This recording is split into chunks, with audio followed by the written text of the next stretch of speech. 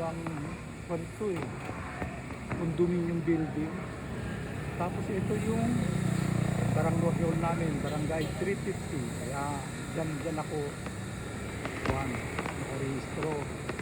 So katabi nito ang dito pa rin tayo sa Felix Huertas, ano? Katabi nito ng barangay, Vertex commercial to, may mga kundin to eh. Itong Vertex na to, Vertex, diba?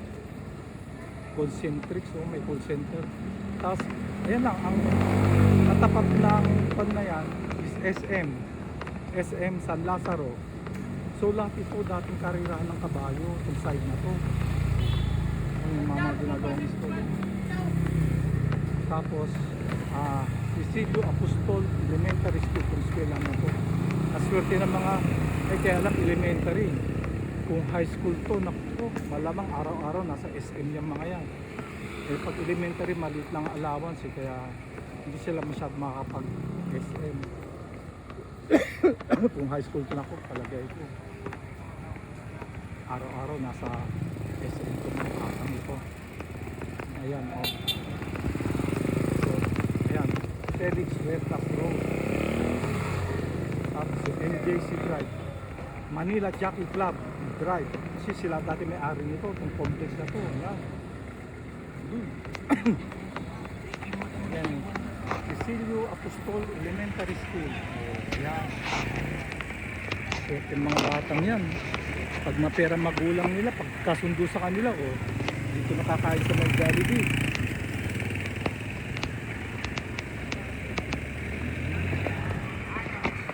Ayan, oh.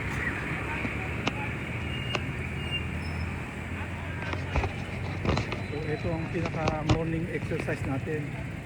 Hindi brisk walking, leisure walking ang exercise natin. Leisure walking ang morning exercise natin. So dito lang tayo nakakatira, kaya dito tayo yung plastic na sunog, ayan, nasunog plastic, kawawa na. Hindi na tama yung SM, katabi ka ng SM yan, yan yung Vertex. Pag di mainit SM nagbubukas sa alas 11 ako, kaya maraming naghihintay pamutuang Sela do. Yan ang Sela do. Condominium din. Magandang condominium. May mga restaurant sa baba. May swimming pool. May gym. Ganda niyan. Ito. Tapos tatawid ka lang SM na. Ano? Sarap tumira dyan. Biro pagbabong may swimming pool. May fitness center. May gym. May mga restaurant. Tilip. David's Cafe. Oh, romantic baboy. Lupin, romantic baboy. Ito yung mga naghihintay pagbukas ng SM. Mga hindi na makapaghintay at hapa na mag-SM. Ayan. Ano ba nakalagay rito? Alam po, open ito pag weekdays ko eh. Ang open ito pag weekdays is 1. Ako pwede pumasok kasi pupunta sila sa may medical clinic dyan eh. Pupunta sila sa isang clinic, kaya bukas yun ng 8.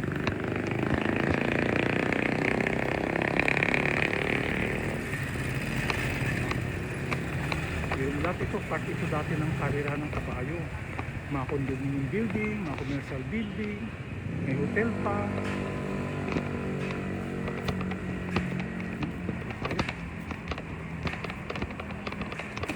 Yan, Avida Towers, 5 tower yan, Avida Towers.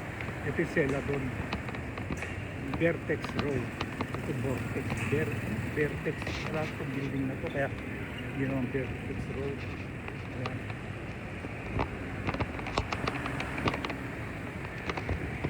Ito parking 1, 2, 3, 4, 6 floor, 6-story parking space ng, hindi, kasi yung ground floor kwan yun eh, department store, kung ano ng mga kwan.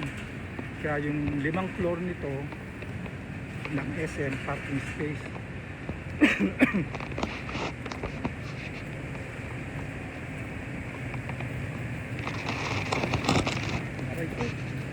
aray ko, sumabit tayo. kasi masagasaan tayo kung sa gitna tayo ng daan eh. Gusto lang tayo sa gilid. Gusto lang tayo sa gilid.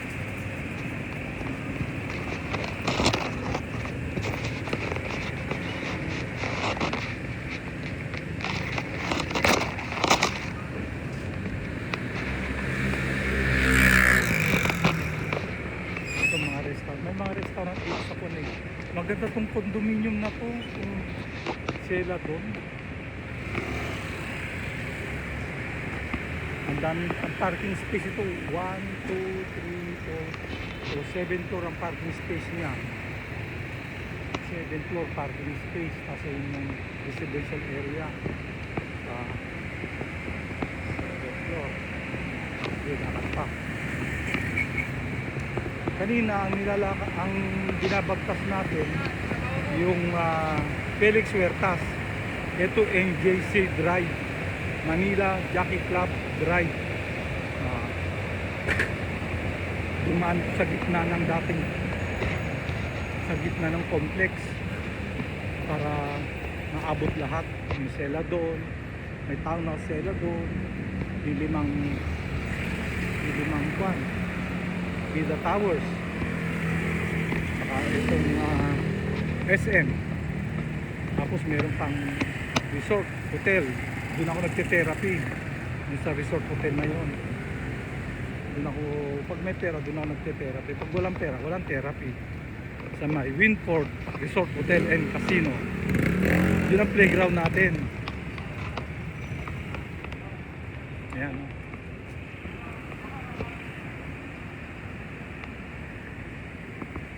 Ayan. Parking entrance. 5, 6 kasama yung basement. So 6 story ang 6 level ang parking space dito sa SM San Lazaro. Yung sela doon, kung ito sela doon townhouse. Oh, dati nasa 8 to 10 million lang ang per townhouse dyan. Ngayon nasa 30 million na yata. Mahal ano? 20 years ago nasa 8 to 10 million and 30 million na yan.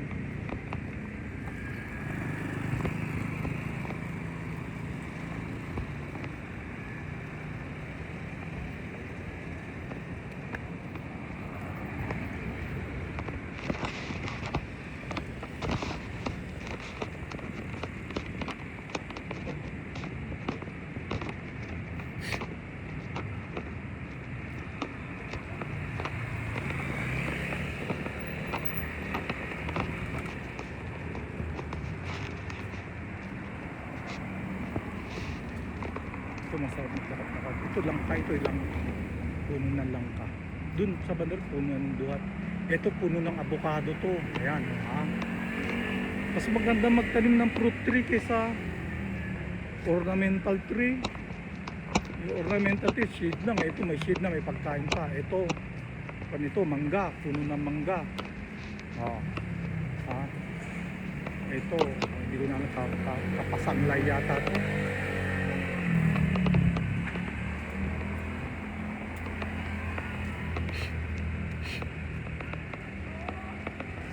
Ito, puno na naman ng mangga.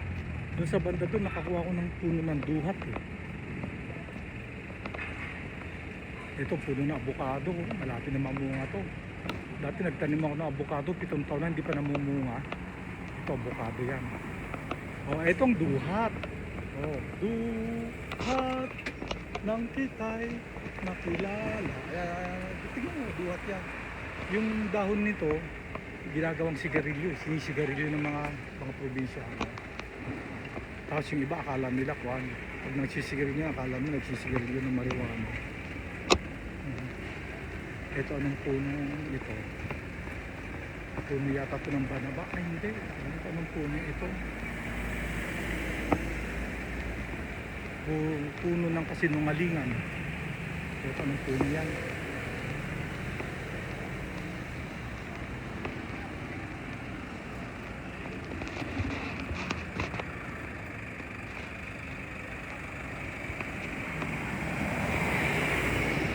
Okay guys, hindi na tayo. Pagod na ako, pawis na ako. Mainit na yung araw na. Mainit ang araw ngayon. Di, kailan ba lumamig ang araw? Mainit ang panahon ngayon. Okay, bye-bye.